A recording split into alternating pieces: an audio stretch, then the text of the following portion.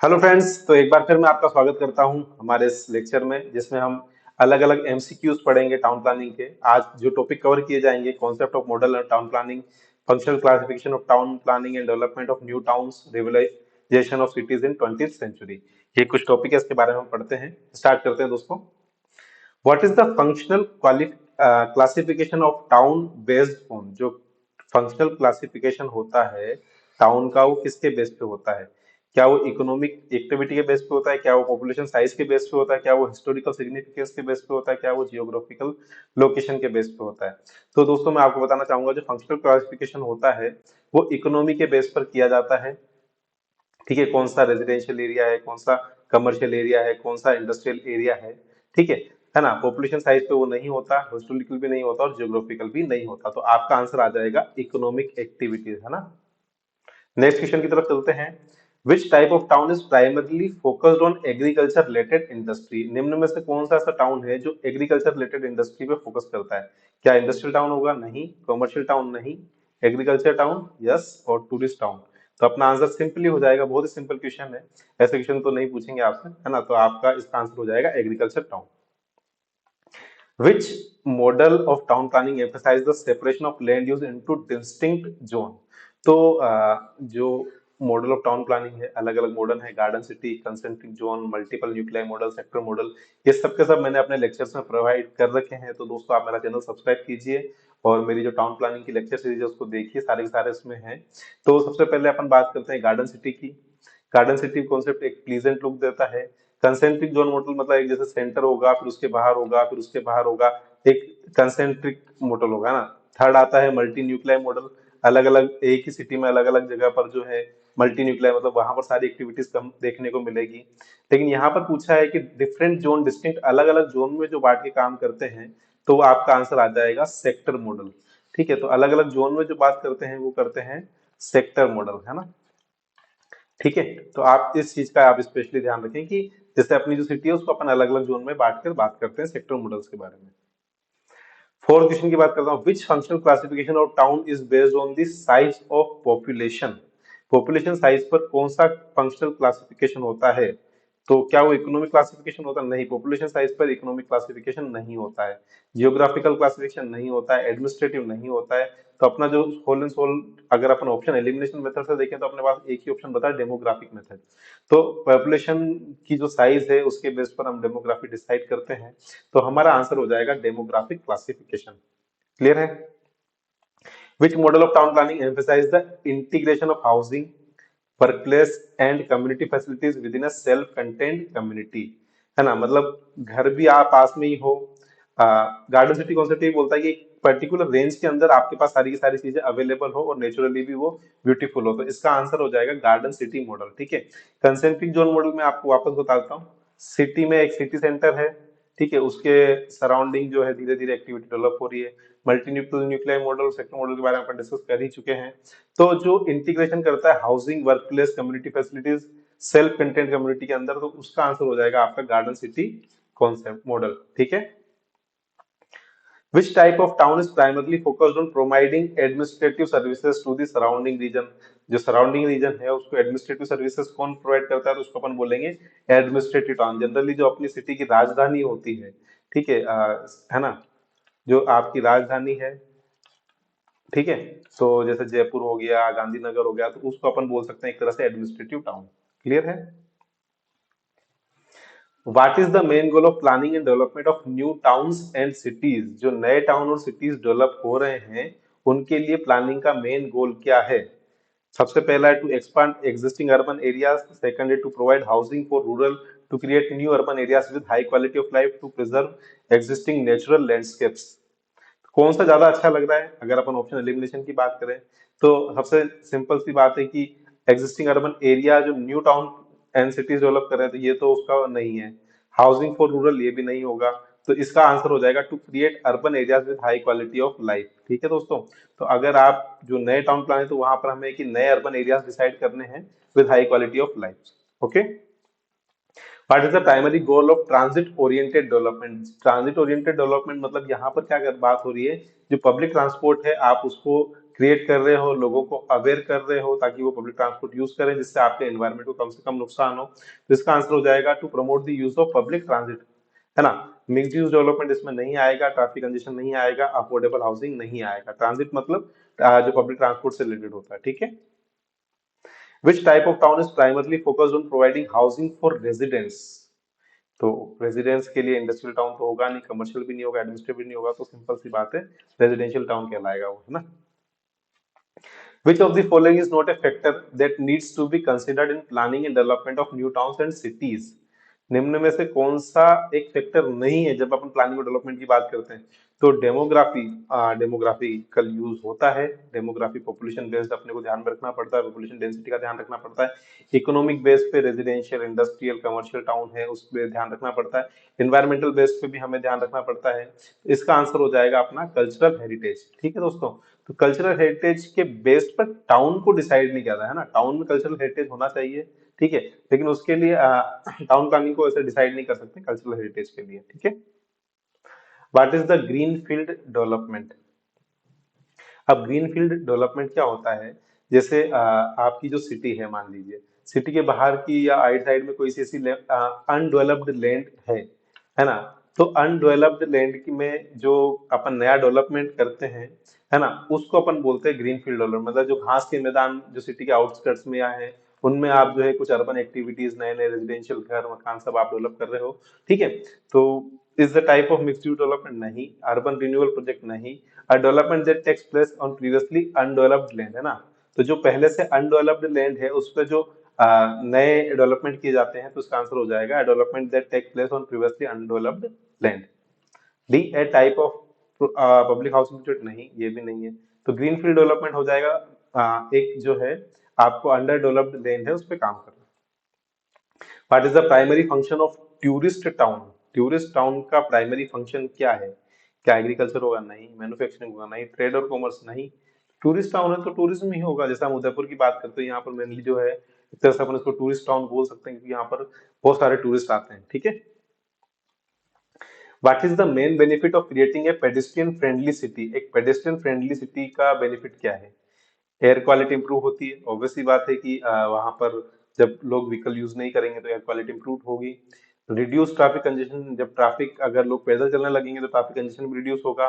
Physical activity लोगों की बढ़ेगी, तो इसका आंसर हो जाएगा ऑल ऑफ द अबव, ठीक है। What is the main disadvantage of creating gated communities? अब गेटेड कम्युनिटीज क्या होती है? मतलब जैसे फॉर एग्जांपल आप किसी सोसाइटी, आजकल जैसे अपन मल्टी स्टोरी बिल्डिंग में रह रहे हैं ना, या एक पर्टिकुलर जो सोसाइटी है, गेटेड कम्युनिटी है, जो एक बंद दरवाजों के भीतर रहते हैं, मतलब वहां पर हर चीज पे आपको क्या होगा कि पैसा आपका बहुत ज्यादा आपको देना पड़ेगा, ठीक है, हर चीज का वहां पर चार्ज होगा।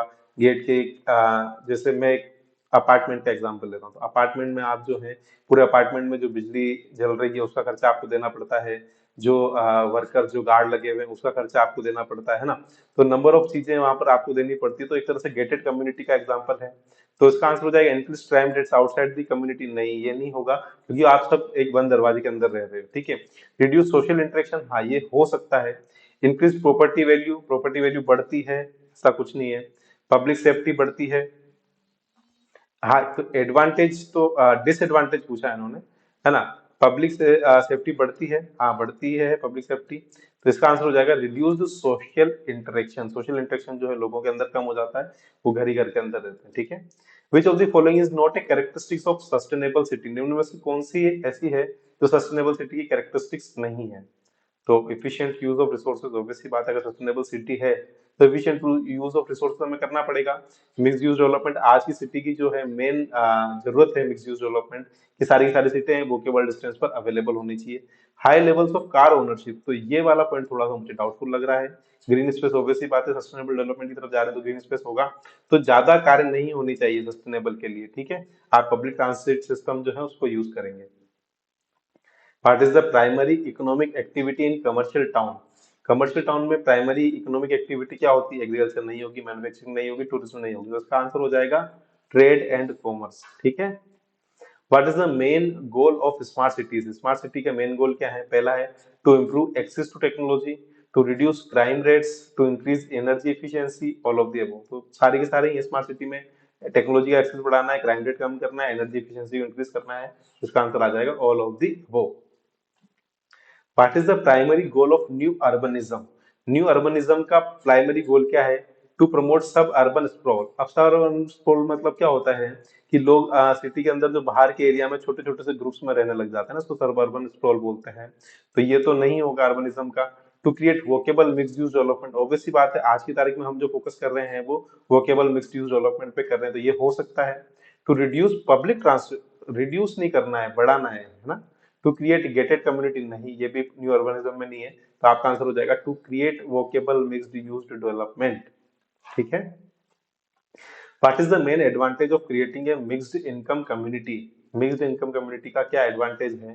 तो इम्प्रूव सोशल इंटरेक्शन, ऑब्वियस सी बात है, सब आसपास रहेंगे, सोशल इंटरेक्शन बढ़ेगा। प्रॉपर्टी की वैल्यू इंक्रीज होगी क्योंकि सारी की सारी चीजें आपको वोकेबल डिस्टेंस पर मिल जाएगी। क्राइम रेट रिड्यूस होगी क्योंकि सब लोग वहां पर एट ए टाइम मौजूद होंगे। और ऑल ऑफ दी अबोव, तो उसका आंसर हो जाएगा all of the above.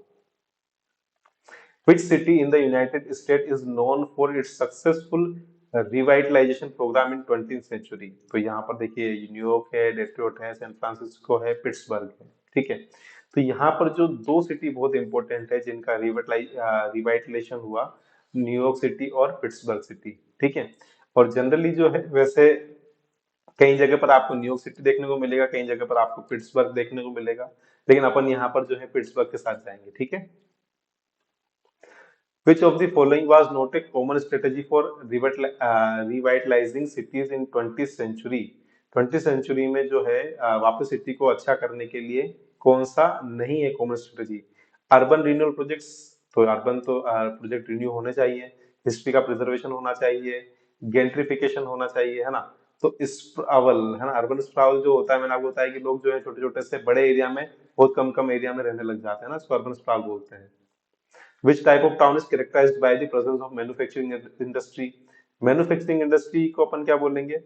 Industrial town, commercial town, administrative town या रेजिडेंशियल टाउन? तो अपना आंसर हो जाएगा इंडस्ट्रियल टाउन। मैन्युफैक्चरिंग इंडस्ट्री कहाँ होती है?